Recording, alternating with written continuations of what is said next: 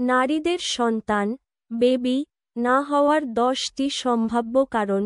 এগুলো সাধারণত শারীরিক, মানসিক বা হরমোনজনিত সমস্যার কারণে হয়ে থাকে। নিচে বাংলায় সহজভাবে তুলে ধরা হলো: 1. পলিসিস্টিক ওভারি সিন্ড্রোম, PCOS, নারীদের সবচেয়ে সাধারণ হরমোনজনিত সমস্যা, যা ডিম্বাণু তৈরি বা মুক্তিতে ব্যাঘাত ঘটায়। 2.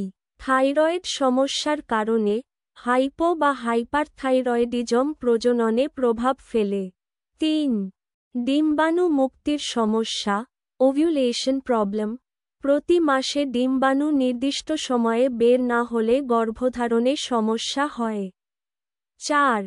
ফ্যালোপিয়ান টিউব ব্লক থাকা, টিউব বন্ধ থাকলে শুক্রাণু ডিম্বাণুতে পৌঁছাতে পারে না। 5.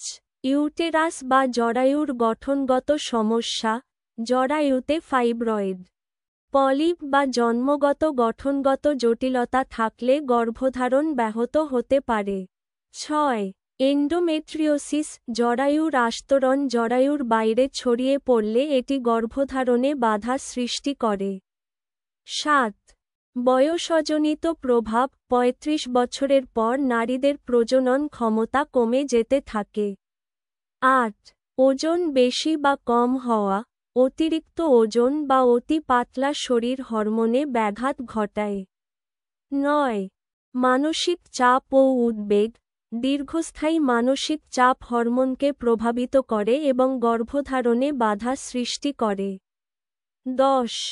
স্বামী বা পুরুষ সঙ্গীর সমস্যাও হতে পারে, অনেক সময় গর্ভধারণ না হওয়ার কারণ পুরুষের শুক্রাণু সমস্যাও হতে পারে।